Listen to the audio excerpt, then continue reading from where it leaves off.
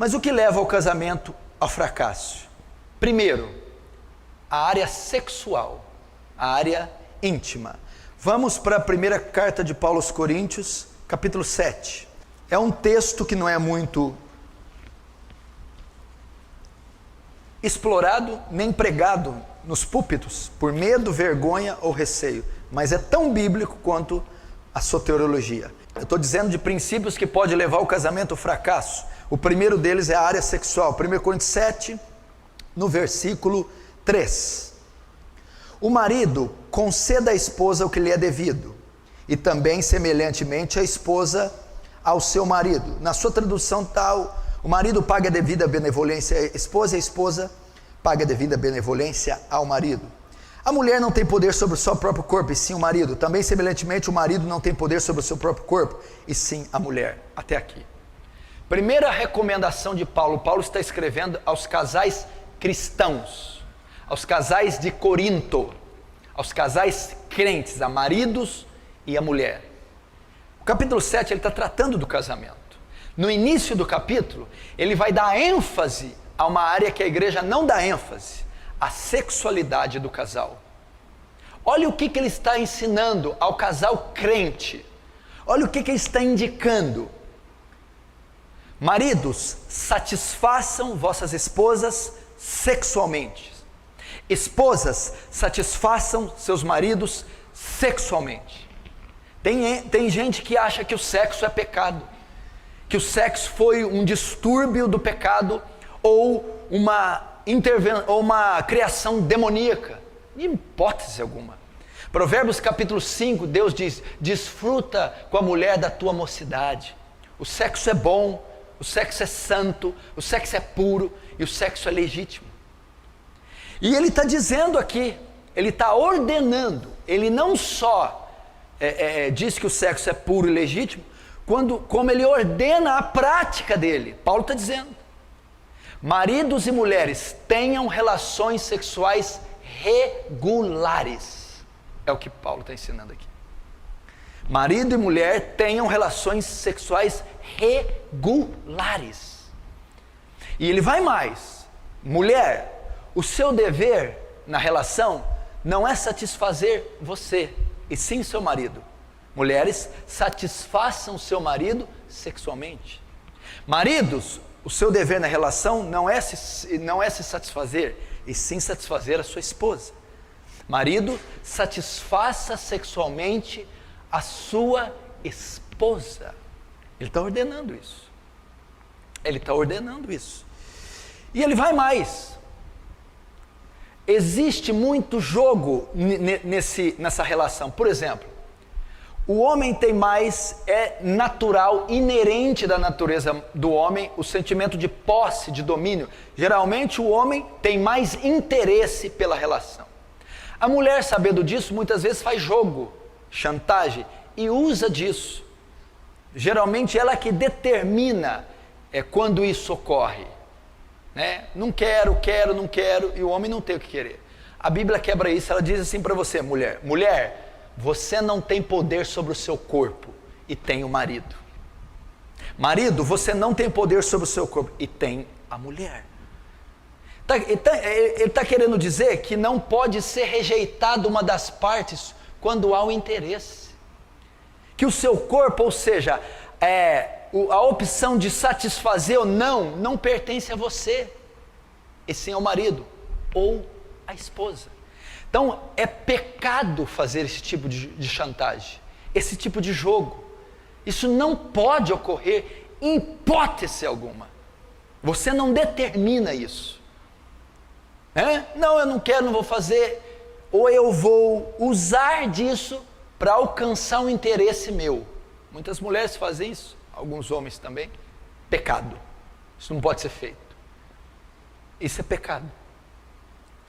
E quando isso ocorre, já começa o fracasso do casamento. Vamos mais para você ver. Olha lá. É a parte mais séria, verso 5, 1 Coríntios 7, 5.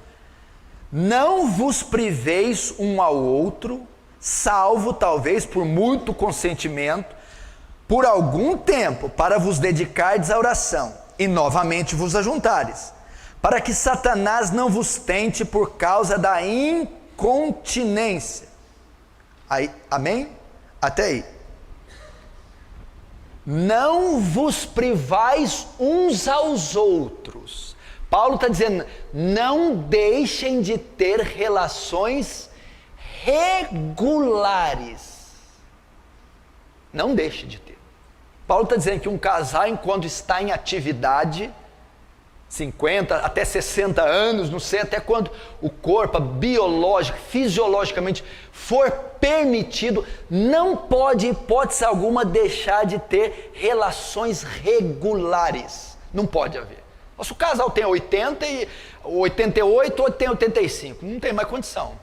Mas enquanto está em atividade hormonal, não pode deixar de ter relação regular.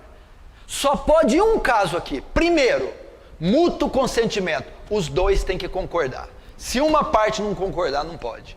Olha, essa semana eu não quero fazer. Eu não concordo. Não pode.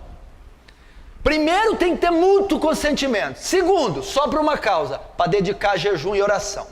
Ah, porque eu estou cansada. Não pode. Ah, porque eu estou estressada. Não pode. Para que você quer ficar um tempo? Para me dedicar jejum e oração para uma causa. Ah, não, eu concordo. Você concorda? Concordo. Para dedicar oração? Tudo bem.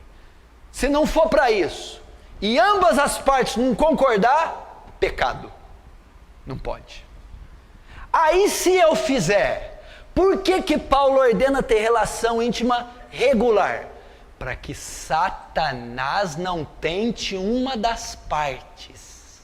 Sabe por que tem um monte de marido casado que viciado em pornografia? Porque a mulher não satisfaz ele. Porque a mulher não permite que ele tenha relação sexual regular. Então Satanás tenta ele pela abstinência. Ele é tentado. Porque a Bíblia diz assim, ao solteiro digo, eu, mas não Senhor, que fique como está.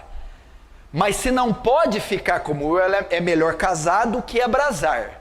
Na NVI, é melhor casar do que viver ardendo de desejo. Uma vez que a mulher não tem relação sexual regular com o marido, ele fica ardendo de desejo. E Satanás tenta ele, para ele suprir a tensão sexual em outra fonte. Pornografia, adultério, prostituição. Muitos casamentos vêm ao fracasso por causa dessa área negligenciada. Olha quanto princípio eu ensinei aqui. Olha quanta coisa tem numa simples relação. Olha quanta coisa. Você está entendendo? Tenha relações regulares. Não quero. Só se as duas partes concordarem e para se dedicar à oração e jejum. E isso aqui destrói casamento. Isso aqui não é pregado, não é ensinado, não tem livro escrito, seminário, ninguém fala disso aqui, porque não pode falar no púlpito. Mas não pode falar no púlpito. Tem um capítulo inteiro destinado para isso. Como é que não pode falar no púlpito? E tá cheio de esposa de pastor sofrendo, é um horror. Tá cheio de casal de pastor, essa vida aqui é uma lambança. Pastor que pornógrafo, pastor que não supre a mulher. E aí vai, porque não lida com essa área. Cheio de diácono, obreiro, cheio de crente dentro de igreja, que é uma baderna nessa área aqui. Não tem zelo, temor, reverência, respeito com esse princípio, que é seríssimo. Então, o primeiro princípio que destrói um casamento, a relação. Por quê? Porque, olha ele, quem que Paulo apresenta, que o personagem que Paulo convida? Satanás. Ele vai vir. Ele vai jogar o teu marido na mão de outra. Ele vai jogar a tua mulher na mão de outro. Ele vai jogar material. Ele vai fazer o seu marido ou sua mulher suprir a necessidade de outra forma. E a forma pecaminosa.